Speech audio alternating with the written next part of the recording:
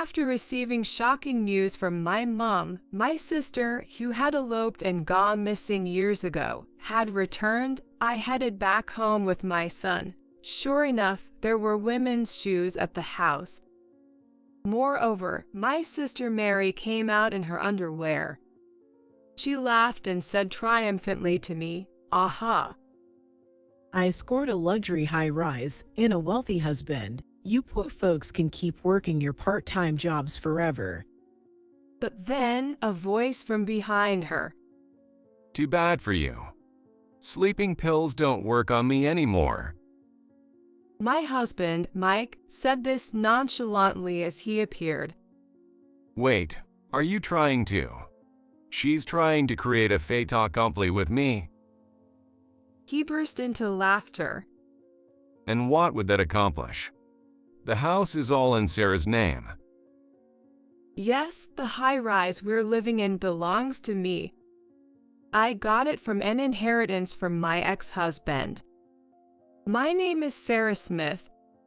I'm a 34-year-old working for an organization dedicated to preserving American classical culture. My husband, Mike, a former colleague, is also studying American classics in graduate school, 3 years my junior. He's currently continuing his research while working towards his PhD. His situation allows him the flexibility to do school and activity runs for our son, Joshua, in my place. But that's not all. Honestly, Mike is far better at household chores than I am. His cooking may not be elaborate, but it's efficient. Aside from his study space, he keeps the rest of the house clean with minimal effort. And he handles laundry and related tasks more delicately and meticulously than I do. I'll take care of your life. Can I ask you to handle the household chores? Those were roughly the words with which I proposed to him. Frankly, I fell for him precisely for these qualities. I'm just too busy to handle everything myself. As long as you don't suffer, continue your research, I said. Even his parents were surprised. They even asked if I intended to treat their son as a gigolo, a memory that now brings a smile to my face. But after discussing our feelings, living arrangements, and our child, we got married, and he became a stay-at-home husband. It was an unusual arrangement, but we were happy and got along well. Then, something unexpected happened. It was Tuesday afternoon. As I was about to leave work for the rare occasion of picking up Joshua in place of Mike, who was preoccupied with his dissertation, I suddenly received a phone call. "Hello, Mom, what's up?" It was from my mom. Our family home is far from the urban center where we currently live, a 5 to 6 hour drive away. Since getting married, we've been visiting them for only the summer or Christmas holidays. So, we usually kept in touch through messaging on cell phones. But direct phone calls were rare. Both my parents schedule the time for me because I'm busy at work. It's serious, Sarah. What's the matter all of a sudden? Mary's come back. Mary? Mary, that's my sister, 2 years younger than me. However, we haven't seen each other for over 10 years. She ran away from home when she was 18. Apparently, her husband's company went bankrupt. Bankrupt? Yes, she was banging on the intercom, saying her husband had run away in the night after racking up a huge amount of debt. And to avoid debt collectors coming after her, she used his signature without permission, got someone to sign a name, and filed for divorce. An involuntary wow escaped my lips.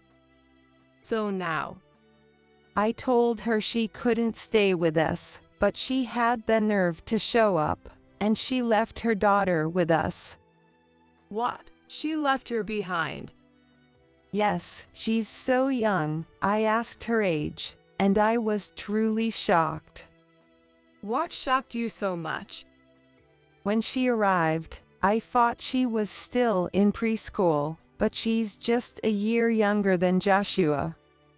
What? A year younger than 9-year-old Joshua.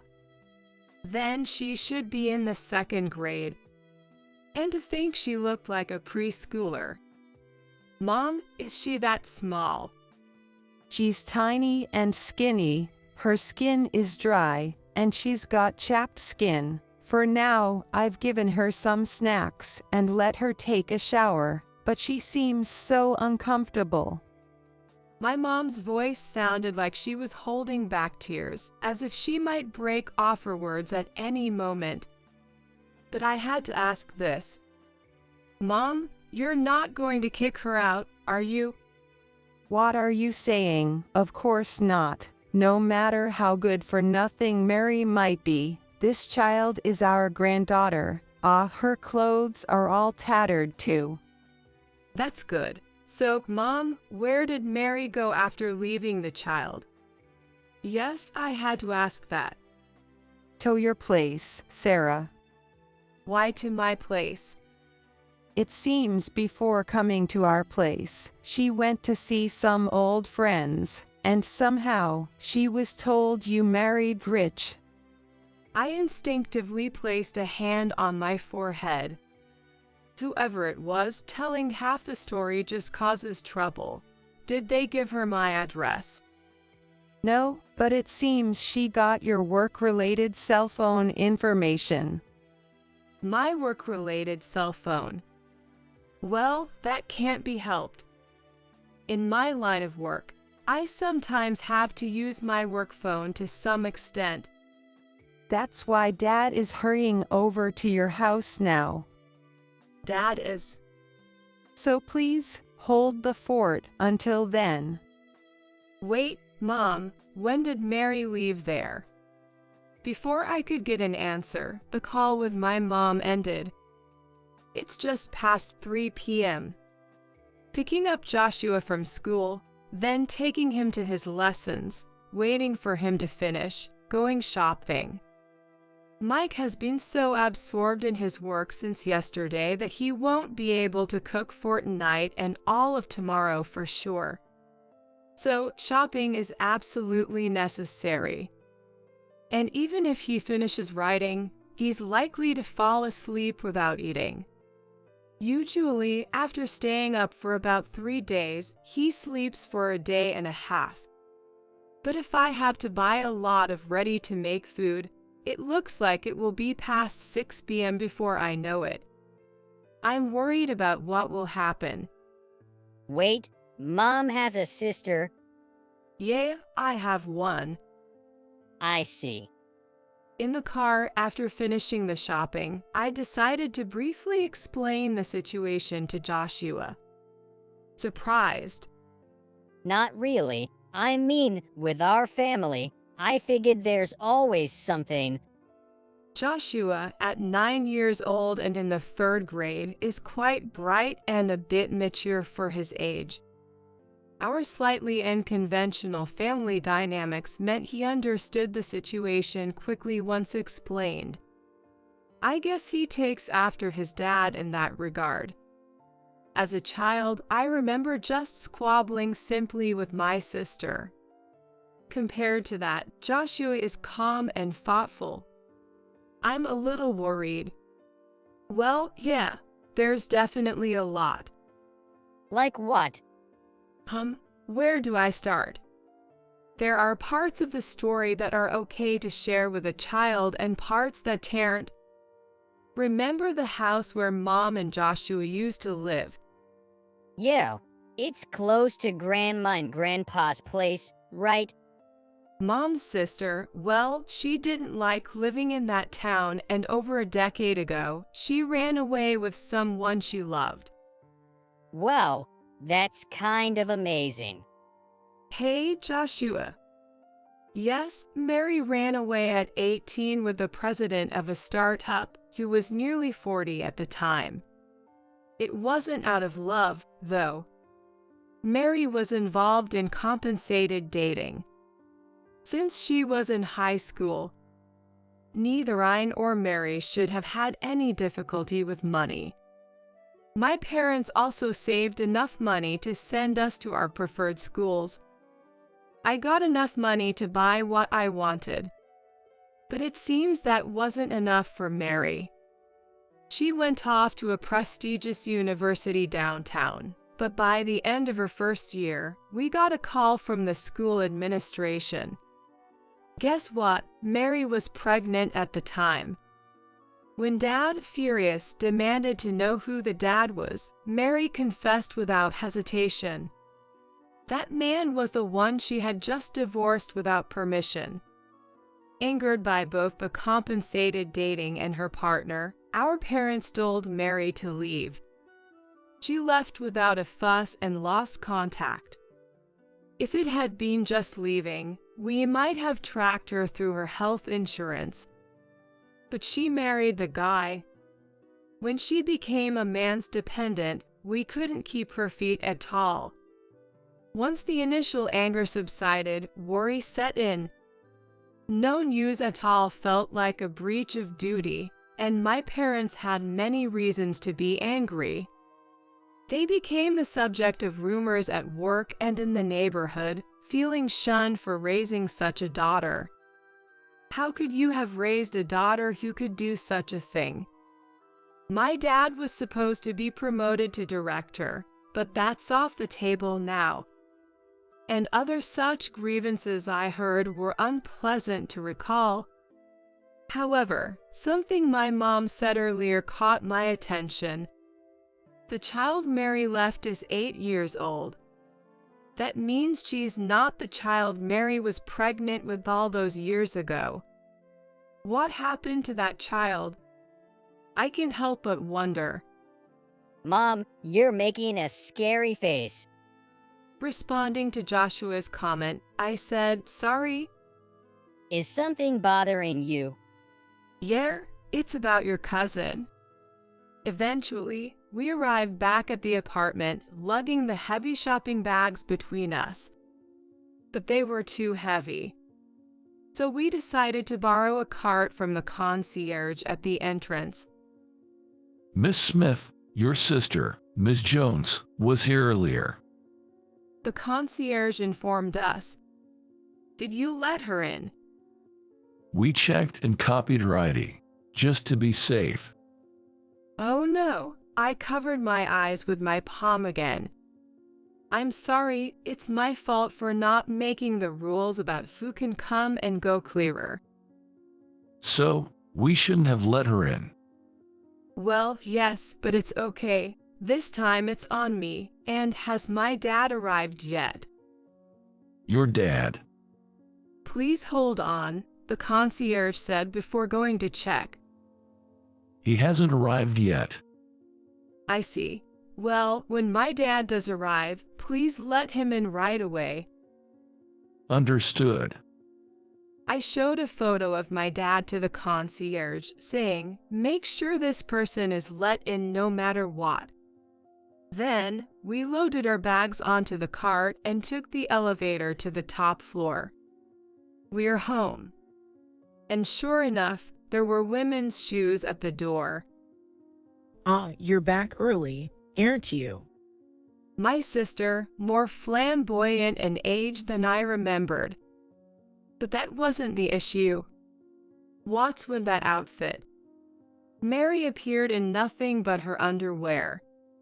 Joshua, who had been pushing the cart alongside me, was speechless, eyes wide.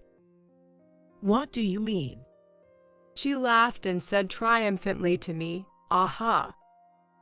Scored a luxury high-rise and a rich husband. Let the poor keep working their part-time jobs forever. Joshua and I were stunned. But then from behind her came another voice. Too bad for you. Sleeping pills don't work on me anymore. Mike appeared behind Mary, wearing nothing but a shirt over his bare skin. Mike's appearance while scratching his shaggy head and Mary's underwear on top of each other can make it look like after an affair. But I had no such parts. I was confident that wasn't the case. I had that confidence.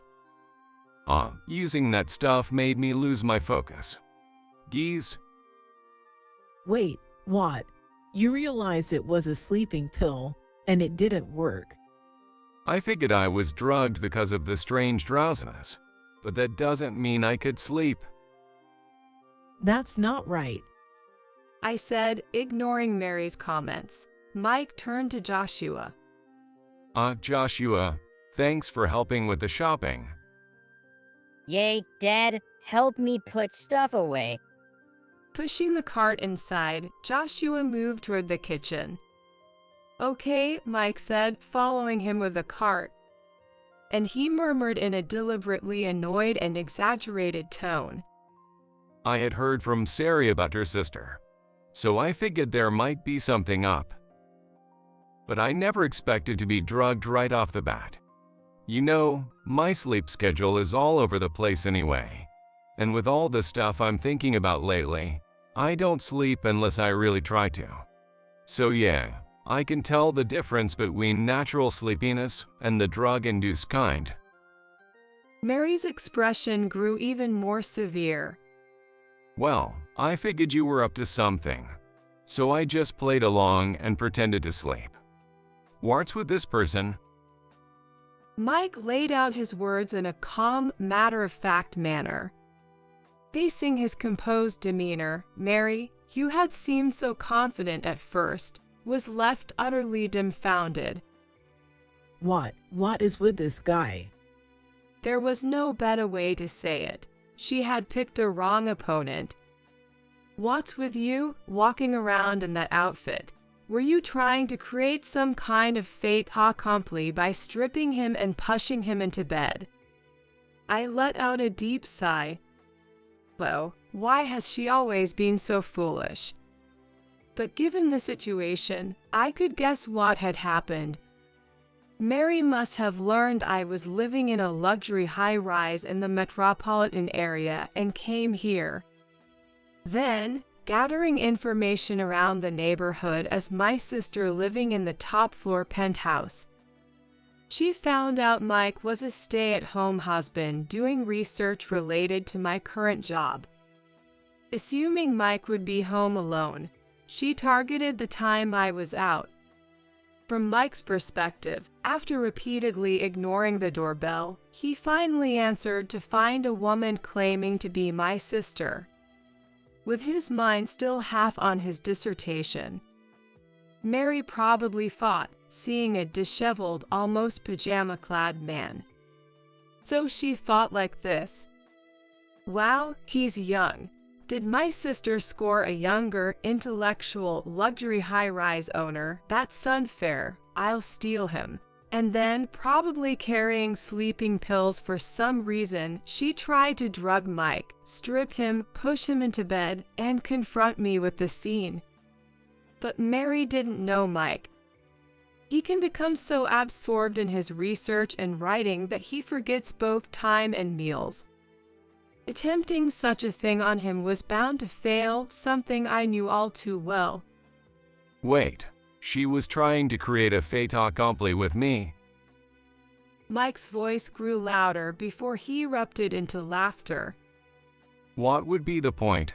The house is all Sarah's, after all. Yay, what's this aunt even talking about? Hey, watch it, kid. Well, technically, he can call you aunt without any issues. He's my son after all. What, your son? But he's so big, and he's still in his 20s, right? Well, my sins from my previous marriage. You remarried. So the rich husband you married. Something you wouldn't know since you've been running away all this time. As I spoke, I was finally able to go to my room. After hanging up my coat and setting down my bag, Mike served me some tea. Glancing around, I noticed a haphazardly placed bag on the living room table. The bag makes my room feel strangely messy. I felt disgusted. I wanted to get rid of it quickly. So, you're not going to serve me even a single cup of tea? Mary watched me drink my tea with a resentful look. I don't really feel like serving someone who drugs their tea. And how long do you plan on staying in that outfit? I don't want a flasher roaming around my house. First, explain yourself. How come you're the owner of this penthouse? Oh, why can't conversations with this sister ever go smoothly? Well, I guess I have to explain for her to understand. You see, when my ex-husband passed away, he left us a lot of assets. That's how I bought this place. Paid in full, not a mortgage. What? Paid in full by you? But this place must be worth millions.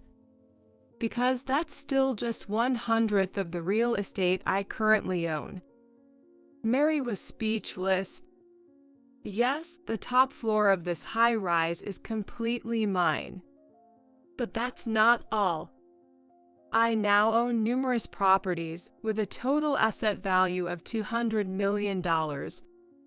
Not only can I live a comfortable life with the income from these properties, but I'm also an advisor to an organization involved in the preservation of American classical culture.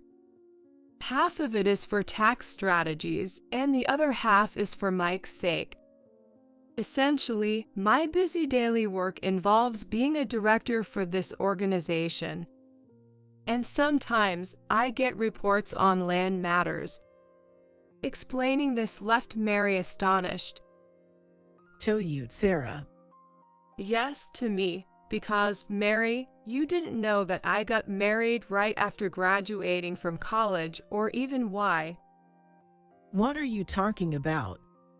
Because of the mess you did, Dad's company's credibility plummeted, and we had a tough time. HMMM.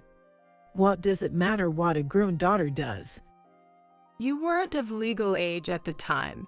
Having a daughter involved in compensated dating from high school made it look like we couldn't even educate our child properly. Mom felt humiliated for a while. Then, I received a marriage proposal from the Brown family. The Brown family? Yes, the so-called lords of our hometown. What? You married into that prestigious family? I sighed deeply. Then, Mike kindly moved Joshua away, saying, "Let's go over there for a bit." Joshua understood it was an adult conversation. So, you married into that family? Yes, but not the person you're thinking of. I married the elder brother, who was the heir at the time. What? The bedridden, so-called burden of the Brown family? Yes, it was him. Indeed, my ex-husband was referred to that way. He has been sickly since birth, has hardly been to school, and has always had a doctor. That's why they said he was the burden of the prestigious family.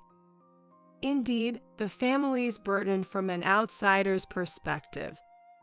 But that was never how his family saw him. They all loved him dearly, without any desires. He happened to fall for me during one of my visits home, seen in a hospital. The Brown lords even came to our house. My son, who had never wanted anything before, wanted only one thing, so family members came to ask me, who was more than 10 years younger than him. I married at 22, partly to widen my parents' shoulders. My husband passed away while Joshua was still in my womb. My pregnancy was through IVF, since he didn't have the strength for a natural conception, fulfilling his parents' wish and mine, and I myself agreed for the sake of my sweet ex-husband. He passed away, leaving only his name for our child, unable to see his face. Left a young widow, his parents thanked me, leaving his inheritance as per his will. However, relatives eyeing the inheritance like vultures made me move to a secure high-rise downtown when Joshua started kindergarten. How can you expect me to believe such a windfall story? Mary shook her head in disbelief. She yelled at me with a look of utter disgust on her face. Even if you say that. So what about him now? After inheriting so much, you were allowed to remarry. I was. Though I didn't need permission, I consulted them out of respect for my wonderful in-laws, who apologized for having me spend my best years caring for a sick man and undergoing IVF. As if the inheritance wasn't enough. They said life and time can't be bought with money. My kind in-laws, who had lost their beloved son to illness, understood the value of time and life well. They must have been touched by their wealth. After moving to the city center, I found myself exhausted from solo parenting, a stark contrast to the life surrounded by my in-laws. That's when I reconnected with Mike, a junior from college who had admired me. He became a great help to me, overwhelmed as I was.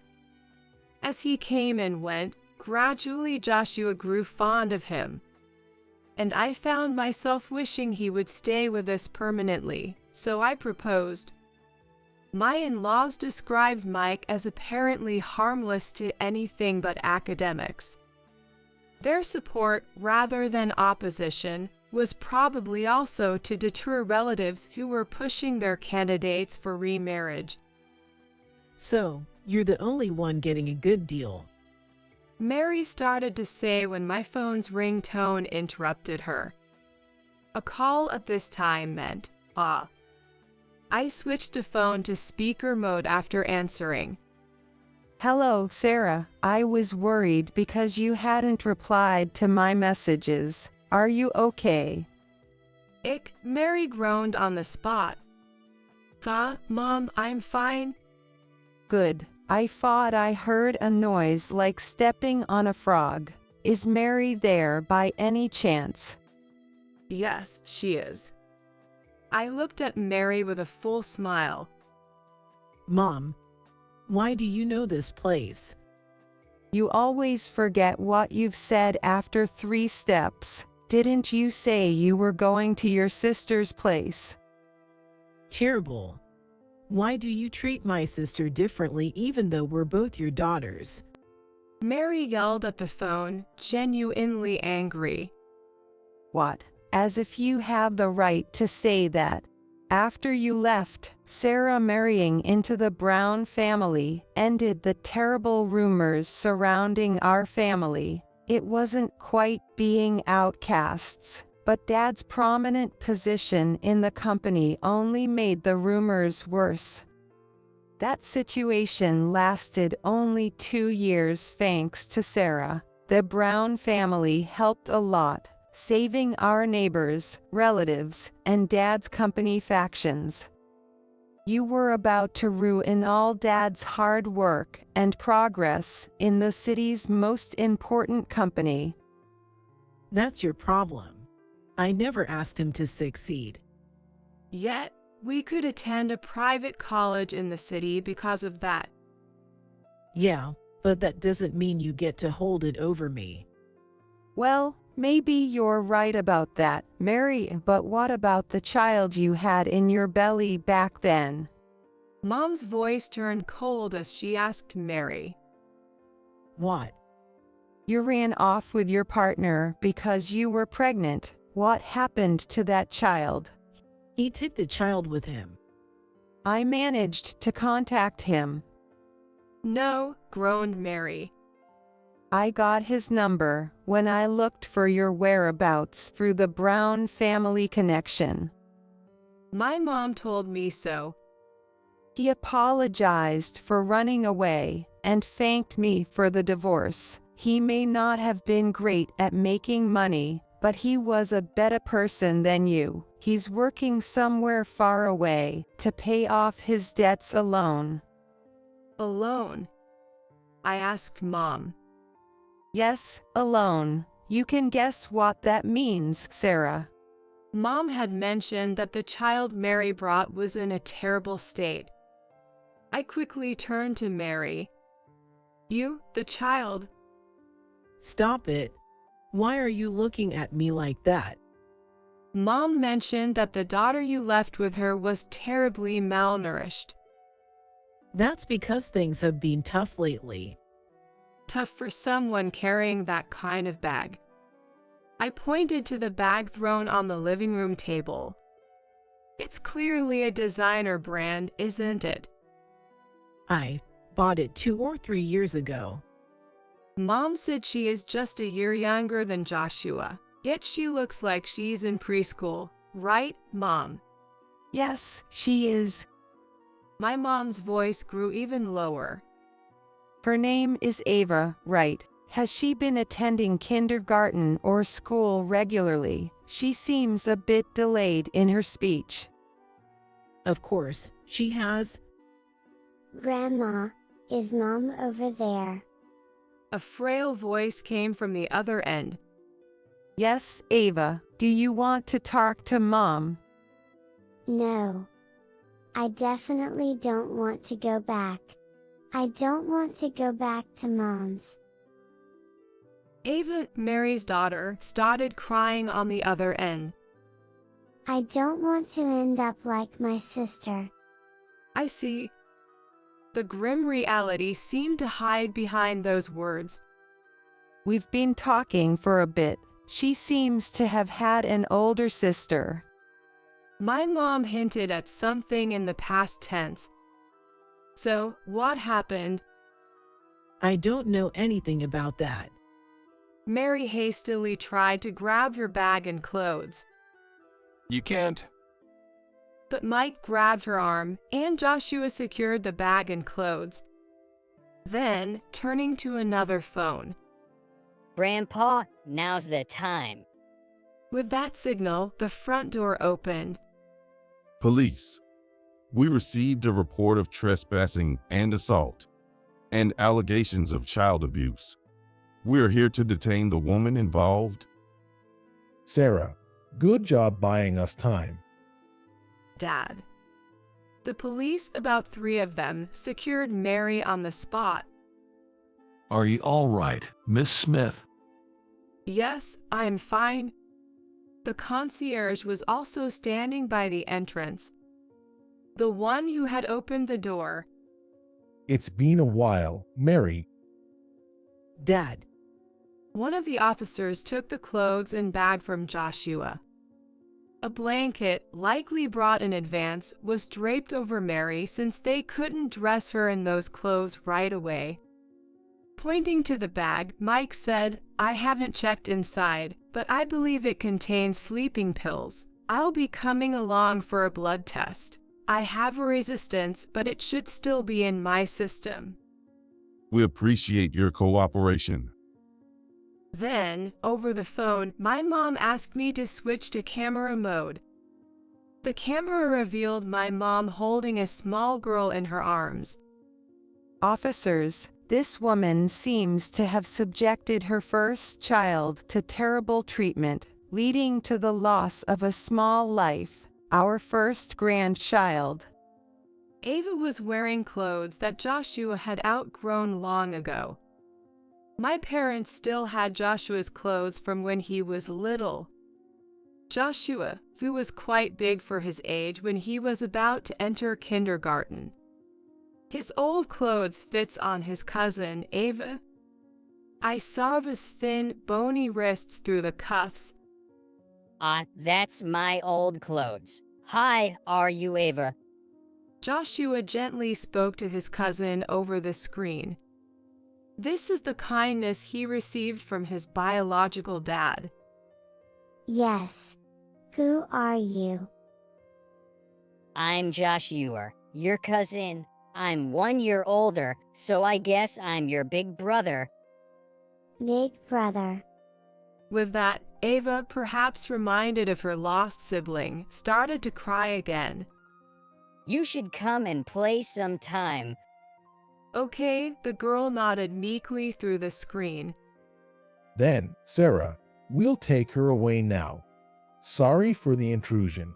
Joshua, let's play chess with Grandpa later. Okay, I'll be waiting. Right after our exchange. What is this? Your own little soap opera. And here I am, having lost everything. Hearing this, I strode towards Mary and slapped her sharply across the face. No, violent woman. Officer, arrest her for obstructing public duties too. While restraining Mary, who was struggling, the officer gave me a wry smile and tried to calm the situation. I'm sorry, but I just had to say it to my sister. What do you want? Everything you've lost is because of your own actions. It's nobody else's fault. Nothing's coming back to you, and I won't let it. That child will be mine. Don't you ever dare get involved with us again. Let's go, everyone. Mike urged my dad. All right, see you later, Sarah. I'll be waiting, Dad. Take care, you all. After seeing them off, I collapsed onto the couch. Are you okay, Mom? I'm just really tired. It's good we did the shopping today. Oh. Indeed. What a day it had been. To think it had only been 6 hours since Mom's call. Later, Dad and Mike returned to say Mary would be detained by the police for a while. No bail. Absolutely not. Dad declared over a late dinner, his voice strained. She's already divorced, so there's no one on her side to take her in. Let's just get her tried quickly.